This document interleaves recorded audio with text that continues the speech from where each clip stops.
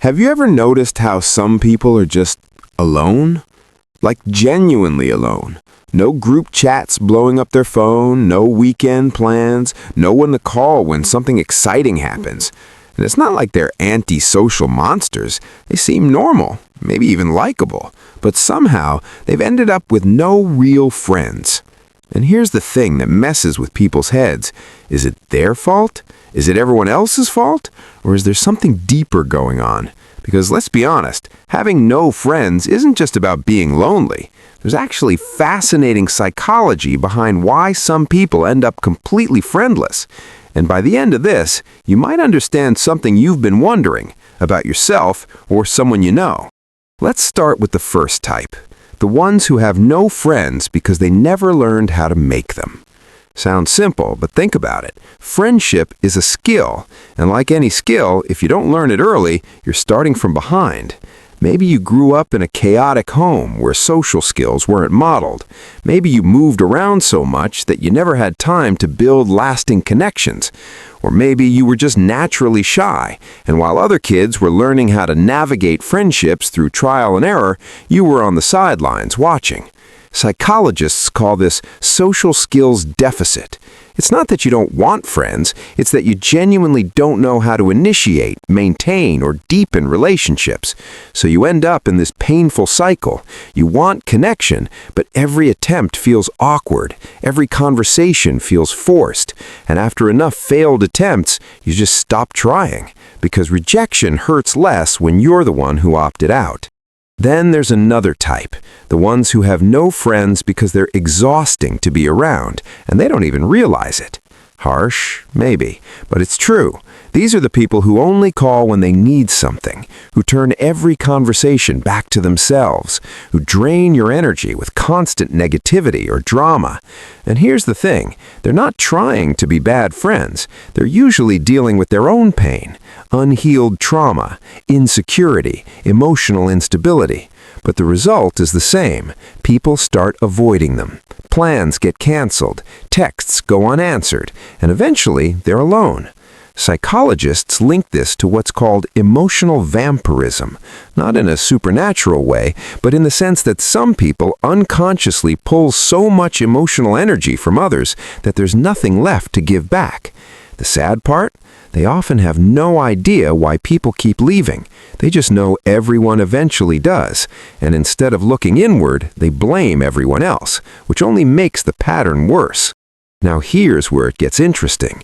There's a third type, the ones who have no friends because they're actually just extremely selective. Maybe it's you. You've met plenty of people, you've had opportunities, but most conversations feel empty. Most people feel surface level, and you'd rather be alone than waste time on relationships that don't feed your soul. This isn't social anxiety. This isn't a deficit. It's actually a form of emotional integrity. Studies show that people with high standards for connection often end up with fewer friends, not because they can't make them, but because they won't settle. The psychology here is interesting. It's called quality over quantity, but taken to an extreme.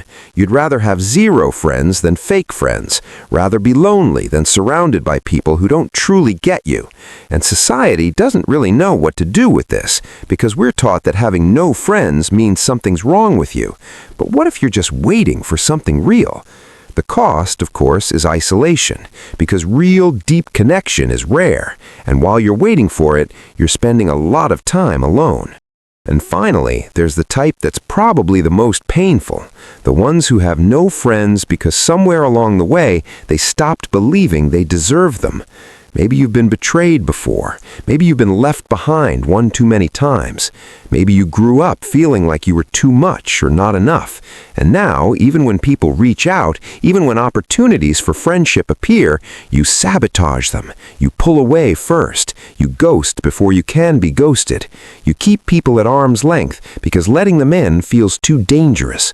Psychologists call this self-protective isolation.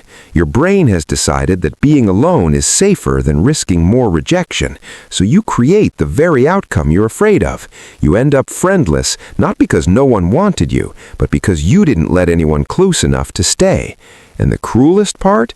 Every day you spend alone confirms the story you're telling yourself, that you're meant to be by yourself, that you're unlovable, that this is just who you are, when really, you're just scared. So here's the truth. Having no friends doesn't mean the same thing for everyone. For some, it's a skill they never developed. For others, it's a pattern of behavior they can't see. For some, it's a choice, a refusal to settle for shallow connection. And for others, it's a wound, a fear so deep that they push away the very thing they want most. But here's what matters. If you recognize yourself in any of this, you're not broken. You're not doomed. You're just stuck in a pattern. And patterns can change. Maybe you need to learn the skills you missed. Maybe you need to take an honest look at how you show up. Maybe you need to take a chance on imperfect connection. Or maybe you need to heal the part of you that's convinced you don't deserve love. Whatever it is, the first step is just seeing it clearly. So, which type are you? Did you never learn how to build friendships? Are you exhausting people without realizing it? Are you waiting for a depth most people don't offer? Or are you protecting yourself from the pain of connection by staying alone? The answer might sting, but it might also be the key to everything. If this made something click, hit subscribe. We're diving into the psychology that actually explains you.